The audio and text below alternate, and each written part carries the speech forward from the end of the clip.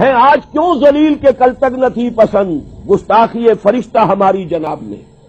اور عام مسلمان کے ذہن میں سوال آتا ہے کہ ہم چاہے کیسے بھی ہیں، برے ہیں، ہمارے اعمال صحیح نہیں ہیں، ہم کلمہ گو تو ہیں، اللہ کو مانتے تو ہیں، محمد کے کلمہ گو تو ہے، صلی اللہ علیہ وسلم نام لیوا تو ہے، ان کی محبت جو ہے وہ ہمارے سینے میں ہے موجود، قرآن کی تعظیم کرتے ہیں، آخرت کو مانتے ہیں، نمازیں پڑھتے ہیں۔ کروڑوں مسلمان ہیں جو نمازیں پڑھتے ہوں گے، 130 کروڑ میں سے آخر 30 کروڑ تو ہوں گے نماز پڑھنے والے۔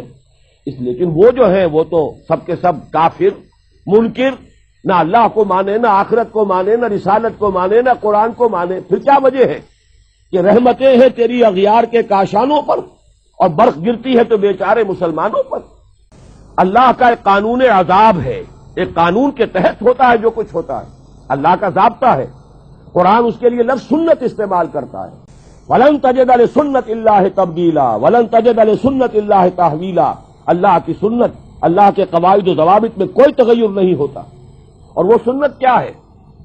کافروں پر عذاب اس دنیا میں صرف اس صورت میں آتا تھا کہ کوئی رسول آئے اور ان میں اتمام حجت کر دے، پھر اگر وہ بحیثیت مجموعی وہ قوم رسول کا انکار کرے تو اس قوم کو ختم کر دیا جاتا تھا۔ جیسے کہ حضرت نوح، حضرت ہود، حضرت صالح، حضرت شعیب، حضرت لوط اور آل فرعون، ان کا تذکرہ قرآن مجید میں سمجھتا ہوں کم سے کم 10 مرتبہ آیا ہے۔ یہ میں بہرحال حساب کر کے تو نہیں کہہ رہا، میرا اندازہ ہے کہ 10 مرتبہ یقیناً ان 6 اقوام کا تذکرہ ہے۔ اور اس کے حوالے سے یہ قانون سمجھ لیجئے، جس قوم کی طرف رسول بھیجا گیا اس قوم نے بحیثیت مجموعی رسول کی دعوت کو رد کر دیا، قوم ہلاک کر دی گئی۔ صرف رسول بچا لیے گئے اور ان کے ساتھی اہل ایمان بچا لیے گئے۔ اب ظاہر بات ہے کہ اب تو کوئی رسول آئیں گے نہیں، لہذا اس نوع کا عذاب کسی کافر قوم پر نہیں آئے گا قیامت تک، اس لیے کہ کافروں پر عذاب کے لیے یہی قاعدہ ہے۔ اب جو عذاب آئے گا ان پر جو عذاب ہے وہ آخرت کا عذاب ہے، اصل عذاب تو آخرت کا ہی ہے نا، اصل زندگی آخرت کی ابدی زندگی ہے۔ یہاں تو کیا ہے، قوم نوح ڈوب گئی، ختم ہو گئی، 2-4 ڈبکیاں دی ہوں گی ہر آدمی نے، جان نکل گئی، عذاب کیا آیا؟ اصل عذاب تو وہاں ہے جو آخرت کا ہوگا۔ دنیا میں عذاب آتا ہے مسلمانوں پر، مسلمان ہو کر تم اگر اسلام پر عمل نہیں کرتے، دعویٰ تمہارا اسلام کا ہو اور عمل تمہارا کافرانہ ہو، نام لو تم محمد کا صلی اللہ علیہ وسلم اور اتباع کرو تم محمد کے دشمنوں کا، دعویٰ کرو اللہ اور اس کے رسول کی وفاداری کا اور تمہاری دوستیاں ہوں اللہ اور اس کے رسول کے دشمنوں سے، تم کہو اللہ اور اس کے رسول کے احکام کو ہم مانتے ہیں اور سودی کاروبار کر کے اللہ اور اس کے رسول کے خلاف اعلان جنگ کیے رکھو۔ اصل عذاب دنیا میں مسلمانوں پر آتا ہے، جیسے کہ پہلے یہودیوں پر آیا، اس لیے کہ ہم سے پہلے کی مسلمان امت وہی تھی، جب تک حضور صلی اللہ علیہ وسلم کی بعثت نہیں ہوئی وہی امت تھی۔ موسیٰ کے ماننے والے، تورات کے ماننے والے یہودی، یہ امت مسلمہ تھی، لیکن ان پر کیسے کیسے عذاب آئے۔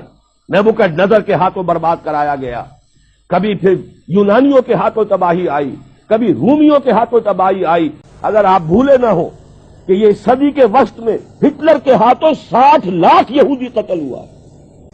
یہ کون ہے؟ اللہ کو بھی مانتے ہیں، حضرت موسیٰ کو بھی مانتے ہیں، تورات کو بھی مانتے ہیں، وہ تو مدعی ہے اللہ اور اس کے رسول کے ماننے والے، لیکن یہ کہ ان پر جو عذاب آئے وہ آپ کے سامنے ہے۔ اسی طرح کا عذاب ہم پر آ رہا ہے کہ تم نام لیتے ہو ہمارا اور عمل تمہارے خلاف ہے۔